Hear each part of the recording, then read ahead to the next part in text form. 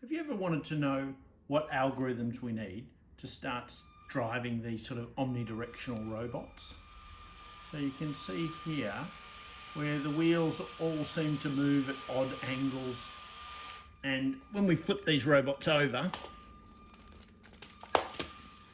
and you can see we can use these formulas to control, if you like, the direction that the robot's traveling.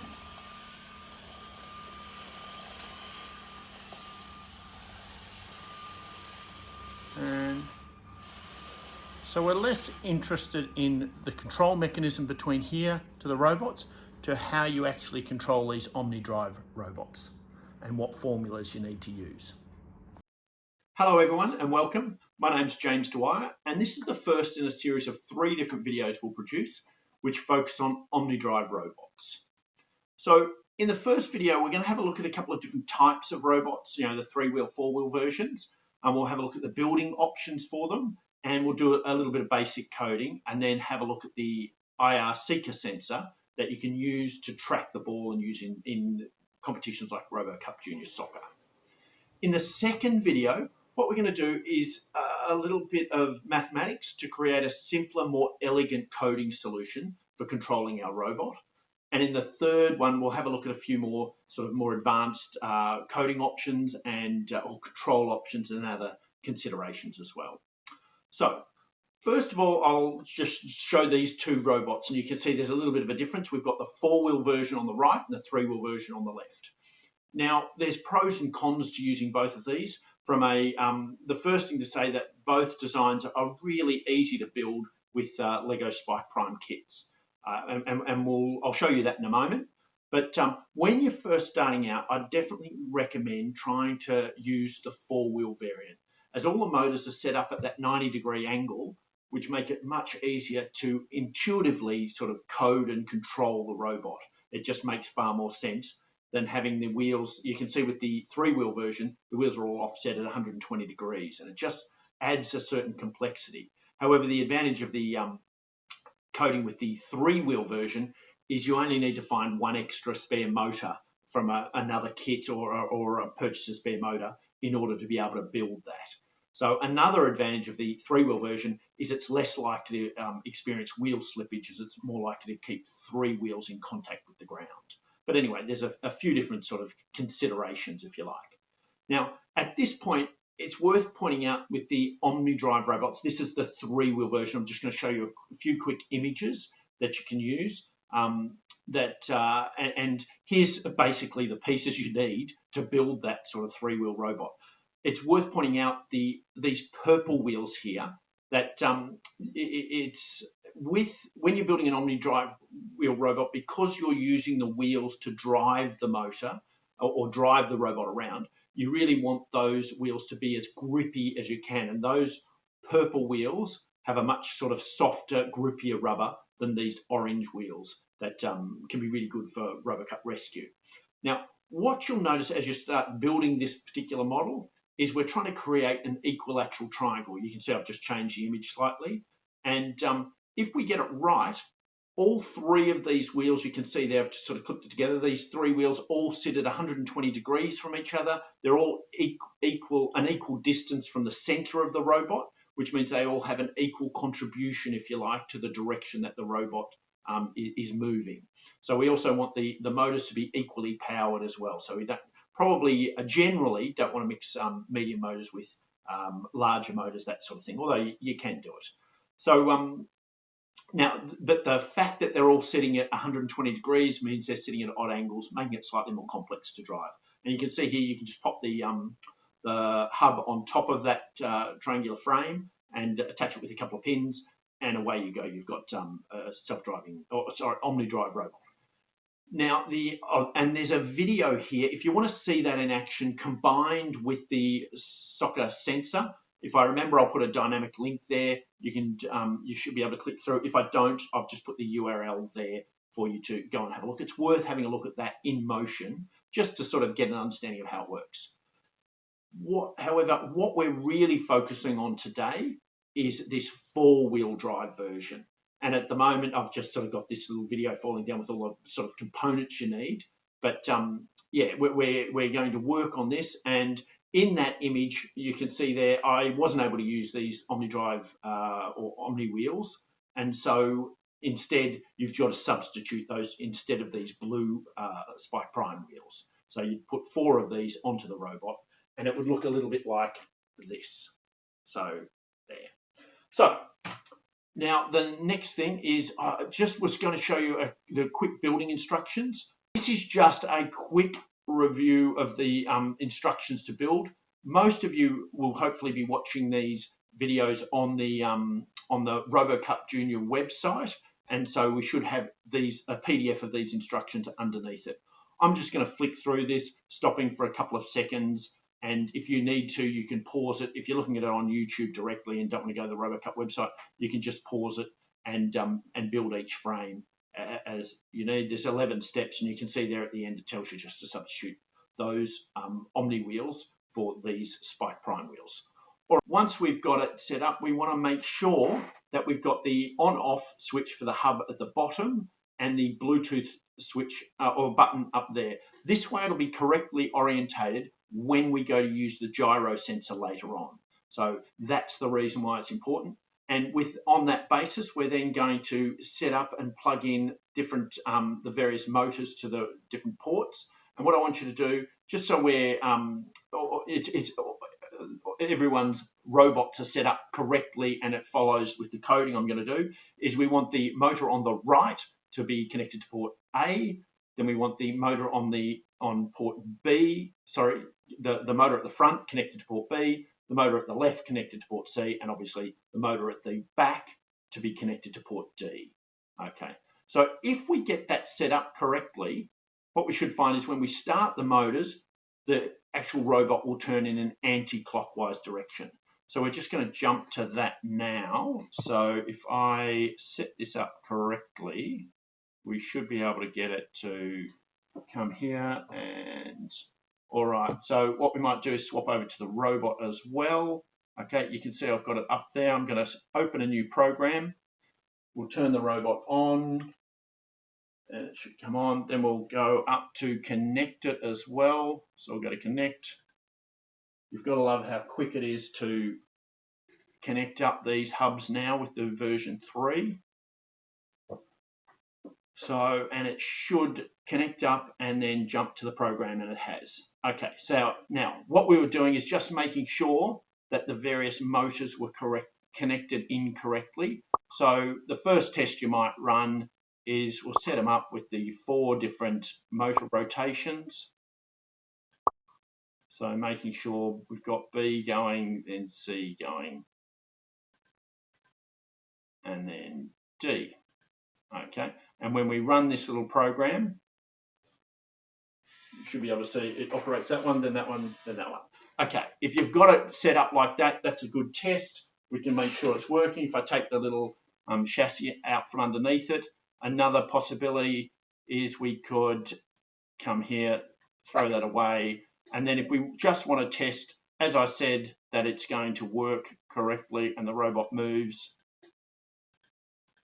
and if we're telling all the motors to move in a forwards direction, okay, we set it up for 5 rotations, we should have our robot, there you go, rotating in that anti-clockwise direction. So that means we've basically set our robot up correctly, and I'll just pop it back up, and we might swap back now to the PowerPoint for a moment. Okay, and here we are, we've got it going. So we've done our initial setup, okay, and that's great. The next thing we want to do is we want to start sort of getting it to move and understanding the coding that we use for that. And so here we've got it's set up. Okay. Now, if we're wanting to move, you can refer to it as direction. You could use 0 for north, or but we might use forwards and backwards, or north and south and east and west. Okay. So if we were trying to head in a forwards direction, what we want is this motor to be moving. So the motor A, we need it to move in a clockwise direction, and motor C over here, we need it to move in an anti-clockwise direction. So the opposite. And that way, they'll both travel in the same, force the robot to travel in the same direction in a forwards or northerly direction. Okay, and we want these two motors to do nothing. Okay, and the inverse of that, if we're heading south, is we're suddenly wanting the motor A to turn anti-clockwise and motor C to turn clockwise. And we still want these other two motors B and D to do nothing. So let's come back to the coding and we'll have a little look at that. So we've got here. So if we jump back onto here, so this time around, we'll start setting up the speeds of motors and then executing it at the end. So rather than giving it how far we want it to move, we're going to set these up where we set a speed for each motor. And this will hopefully make sense in a moment. So now, for those of you who aren't familiar, you can control all the motors using this multiple in one command. So what we're going to do is set up motors B, C, and D. Okay, and we want motor A. We're going to use a fairly low speed, so something like 15. Okay, we want motor A to move at a speed of 15. I want motor B. Here, I'm going to set them all up. So motor C and motor D. So hopefully, so we've got motor A going at 15, motor B at 0. We've got motor C at 15 as well, although I want motor C to be negative 15. Remember, we want it to go anti-clockwise, so it's a little bit different, okay? And we want motor D at 0. All right, so if we run this now, we should stop the previous program, which is still running, okay? Now, if I run it without this command, nothing happens. All it's doing is setting the speeds. So it's this command here that actually activates the robot and gets it moving. Most of you will probably know that. I'll just swap it on so you're looking at the robot itself, okay? And then when we run it, you can see there it's heading in a forwards direction or northerly direction based relative to the robot, if you like. Okay, so we'll just stop that. And suddenly we've got a little bit of code that allows us to get the robot moving in a forward direction. One thing we might do, we want to now, if we wanted to get it to head south, we could, or in a backwards direction, we could swap these motors so that we're using negative 15 there and positive 15 here. Okay. And suddenly when we run this bit of code, it starts moving backwards for us. Okay. So you can see the advantage of having it set up like with this four motor setup. So what we want to start doing is we're going to be using lots of commands. You know, lots of times we want it to go forwards, lots of times we want it to go backwards. What we might do is go down to this my blocks and we're going to create a function for that. So we're going to use, I'm just going to use forward in this case, and I might do an input as well. So, and that will be what speed we want it to travel at. Okay, so I'll save that, okay, and then it forms this little function here. So what we're going to do, I'm going to grab that and bring it over there. And now I can, if I want to get it to move forward, I can do it. Now, this is the command that activates this function. So we've got function forward, and I want that to be forward, so I'm going to change that to 15. And we're going to change that to negative 15. There are other ways you can do this and make it even simpler. Now we wanted that backward. I'm just going to duplicate that, and I'm going to make I've got to make another block, and this one's going to be backwards. I'll just do backward there. Okay, I'll give it an input as well, which we'll use as speed. And what that means is really quickly we can start to control and change the programs, the speed, if you like. So we'll substitute in here, speed. We could have it, before we had it manually set at 15. Now, we've got to make this particular speed on motor C a negative speed in order to go forward. So to do that, we come down to these operators, grab one of these. You can either manually set all the speeds, but it really does get quite helpful to have this. And if I multiply whatever the speed I set, so if I set this speed at 80 this time, just to demonstrate it. Okay, if I set that speed at 80, I want the 80 to be multiplied by -1.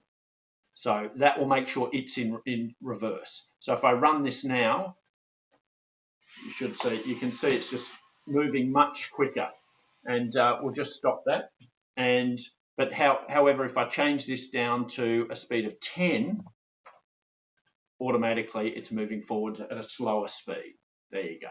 So you're starting to create really dynamic programs in that sense. So for many of you, this will be all very obvious. You probably already know it. For some, it might be new.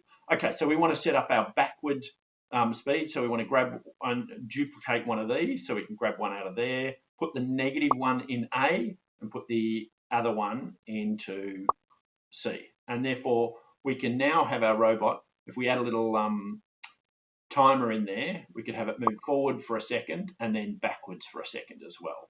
So we'll just go down to My Blocks, pick out the backward, which is there, and we've got to give it a speed. So let's say I want it to go 20. So, or I might just, so it's visually different, I'll make it go backwards at a speed of 40. And if I don't put a limiter on it, it will just run forever. Oh, look, we'll just do that for the moment. So it runs forward for 1 second and then backwards, and I'm never telling it to stop going backwards. So it will just continue to run backwards forever, or until the batteries run flat. Okay, so if I wanted to, you could just add a wait and a stop the motors block there. Okay, to stop the motors, and it might be worth doing that to stop all the motors at the same time. So if I had a wait block in there like that, and then again we can change this into a multiple block and have it end all motor movement. So here it'll move forward for 10 and then backwards for 4 and then stop. Okay, so that should be fairly clear. That's a really easy basic. We're not doing anything with motor B and C, but you know, that in reality those lines don't even need to be there, but it's helpful to be consistent. So I tend to put them in. Okay, so we stop that. If we jump back to the PowerPoint for a moment, okay, and now we've done our simple forwards and backwards direction. Now, if we're swapping over and we want to head east, this time around, obviously, we're going to be controlling these top and bottom motors, the motor at the front, motor B, and motor D, and we want those motor B, I think it will go in a anti-clockwise direction, and motor D will go in a clockwise direction. So, oh, there it is. Yep, so that's correct. And vice versa, if you wanted to go west, if you wanted to go to the left, you would just swap the direction of the motors, that the motors turn and the wheels travel. All right, so if we jump back to the coding, just to add that in. So there we go. We can jump in here and go to My Blocks again. We're going to make a new one. We're going to, this one we're going to go, we'll just call it for the moment left. Okay, again, we've got to add in our speed. And I think, oops, okay. You can see there I've dropped it in, but I've just left it as number default. If I want to edit this again, I can just come up here, edit, and change that hopefully to speed. All right. So, and while I'm here, I may as well create the move right block as well. Okay, we'll add it in there, we'll pop in speed. Okay, and save. So we've got them, and at this stage, it can be quite helpful, even just orientating it around. Oh, you can see there, I'm just going to swap this because I can see it's slightly obscured by the camera. So if I pop it there. Now for these ones, we're going to duplicate again. Okay, and this time around, we're doing nothing. You can see there, it still has the 15 default, or the 15 that I had in there before, and we might reverse this around. We'll work out whether this is going to work correctly or not. So what was it? Left was, I think we wanted left, to get it to go left, I think it was anti-clockwise for that one. And if you if you run it and it doesn't work, you just swap them over. So there's a little bit of sort of that experimentation goes on here. So duplicate, and I'll connect that up. And again, you just sort of swap these instructions over for which direction you want it to flow. And all right, so now here in our program, down here, okay, we'll just separate those and put them off to the side. And I just want to first of all check that the left works correctly. And here, pop in a speed, so 30. Okay, and we'll run it, and it should, oops, it does actually head off, but I haven't changed the video. We'll run that again. Okay, so robot, there we go. And we'll run this program, and you can see it moves to the left. So if we stop that and then change and grab another one to the right, separate that off.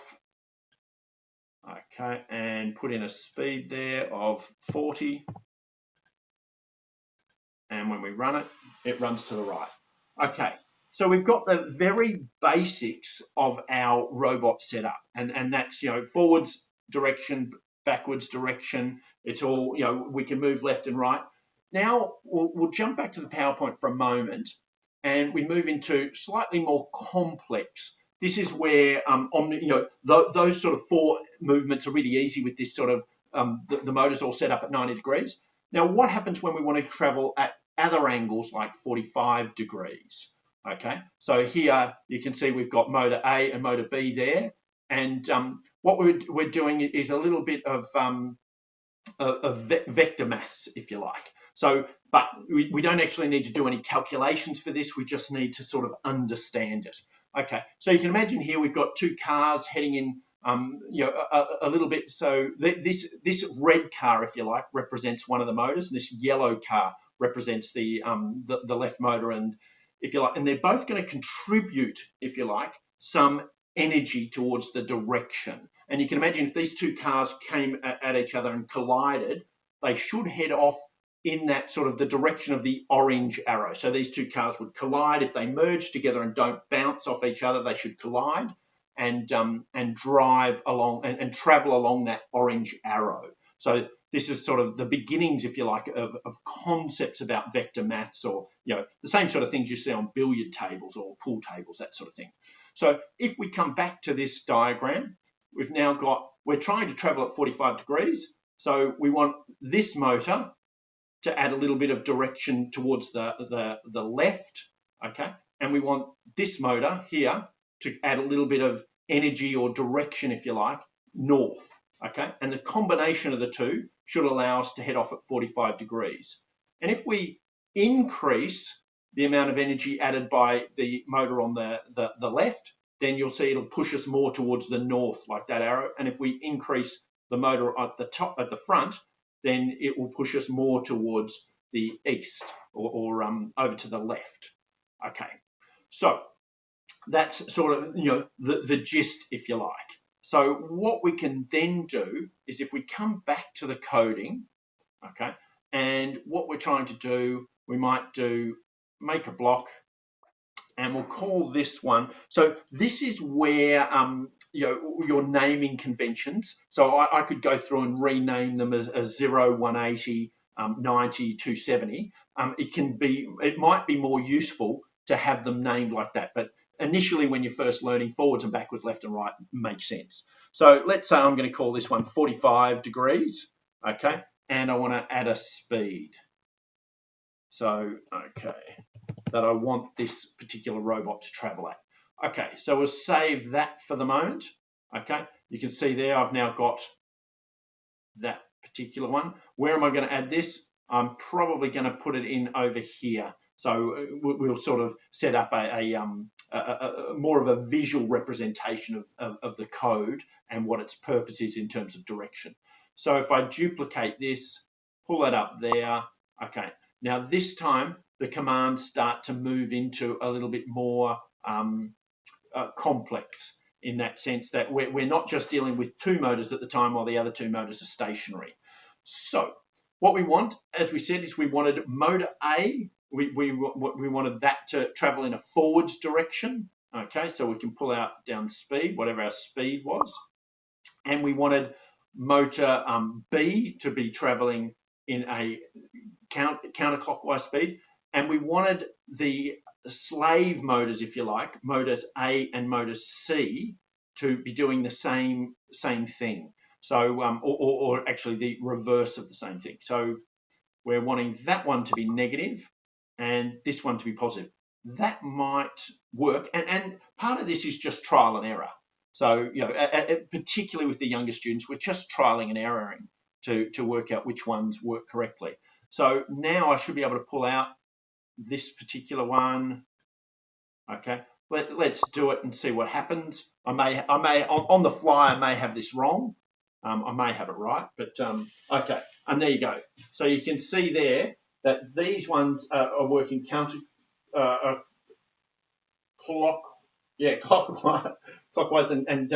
and this one is rolling around in a clockwise direction. Okay, and that sort of, it's forcing the motor to travel off at 45 degrees. Okay, so we'll just stop that. Okay, and you can see there that we can start to fill this out. So we might make another my block and at 135. So if I just come back, I'll jump in and we'll add in speed. Okay. Okay, and this one,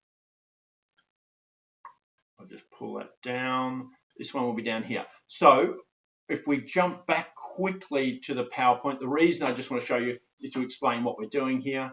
So if we were heading off at 45 degrees there with that particular motor movement, then if we want to, we're doing that via having this motor moving in that direction, in a northerly direction, and this motor has to be counterclockwise to it, but also heading in the same direction. We're trying to get the motor, the force of those wheels to head in a northerly direction, and the force of the other wheels to head in a left or easterly direction. Okay, so that's for 45 degrees. Now to get it to go down to 135, we want to swap the direction that the two motors on the left and the right are going. So we're changing the direction. When we were back here at 45, they were heading in that direction.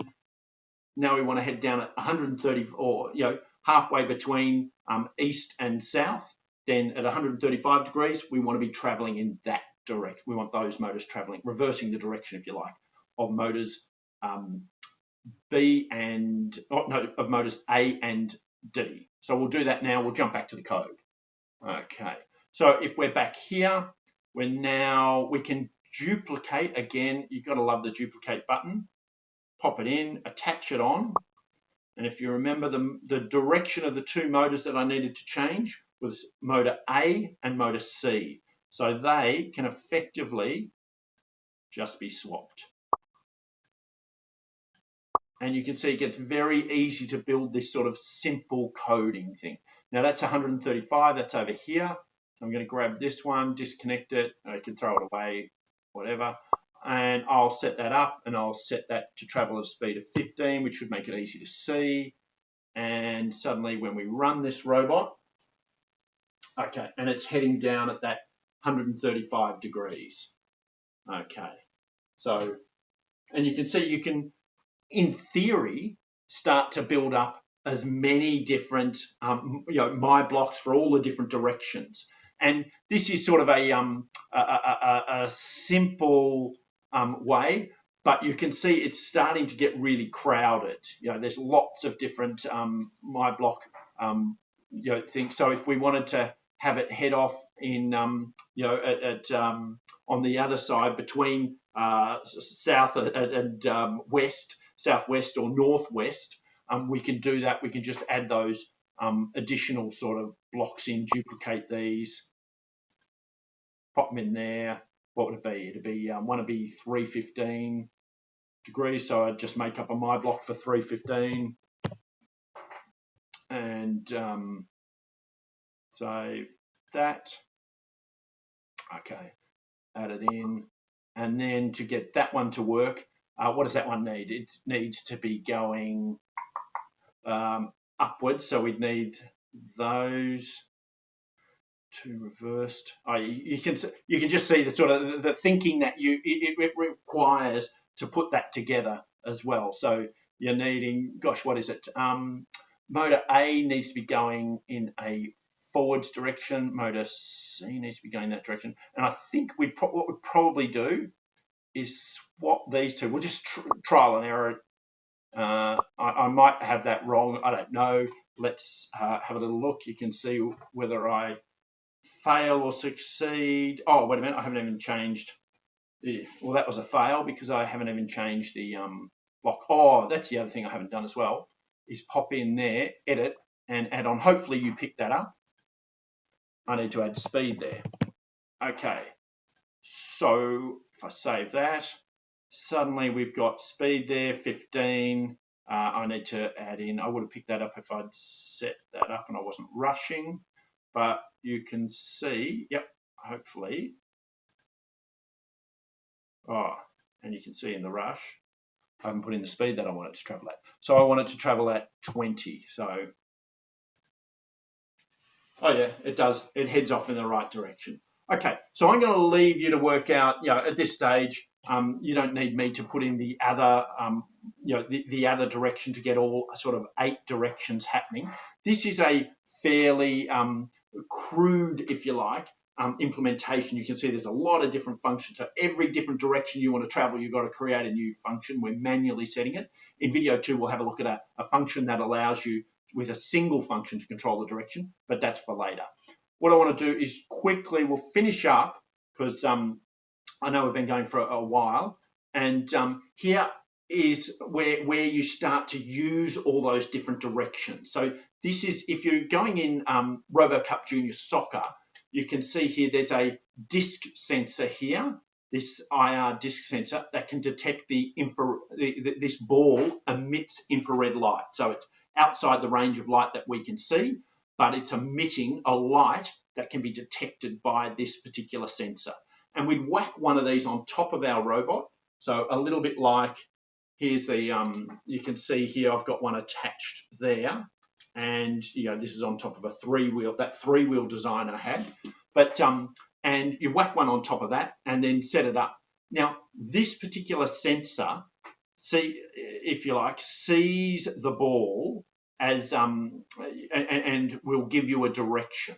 So it's the sensor has 12 different sensors placed 30 degrees apart, giving this sensor a full 360 degrees of vision, if you like, for where the ball is. So depending on the position of the ball, so in this case, it will return a number that corresponds with the position of the ball relative to the sensor. It's a bit like a clock face in that sense. So at the moment, with the ball positioned here and the sensor here, then it would give you a reading of 2.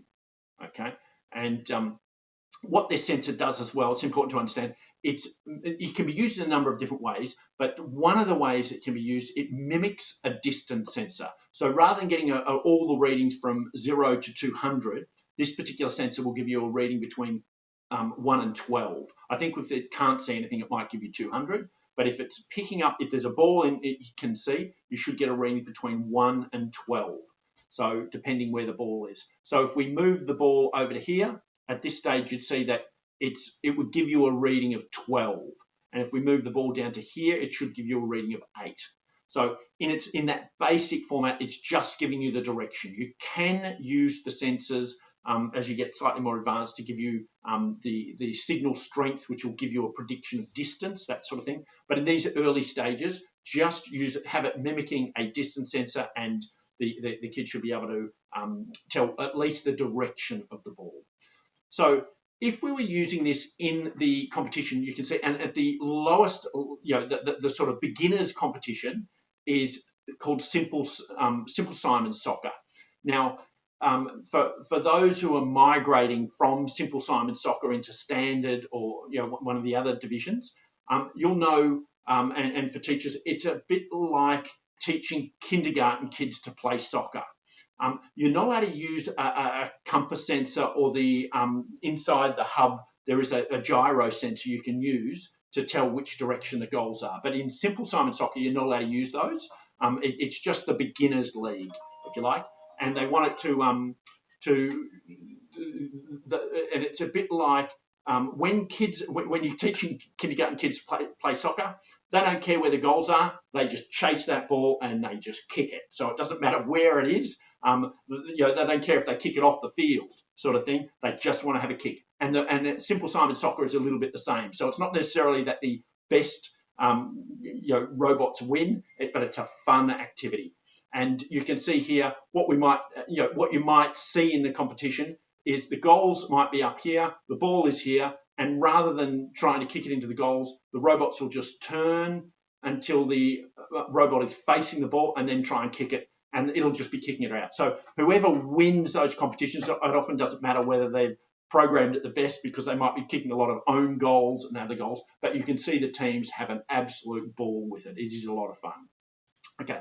However, as you get more advanced, what you'll start to see in standard, you can see where they're incorporating compass sensors, which allow them to, or the gyro sensor, which allows them to understand and tell where the goals are, which direction the goals are, so, or their goals in particular. And you'll see this sort of behavior where it orbits the ball and swoops around behind and then kicks it, and that way they can bump the infrared soccer ball into the correct goals, or at least down the correct end of the field, and it moves into more advanced things like that. That is about it. That's all I wanted to cover in this session. My apologies for the length of it, but you can see there, hopefully there's enough there to cover it and get a good understanding of what you're doing and how to participate, and how these sorts of little robots can be coded at that low level.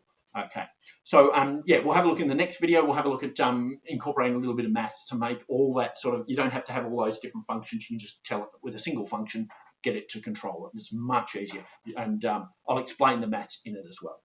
All right, that concludes it. So, okay, I'll see you on the next video, hopefully.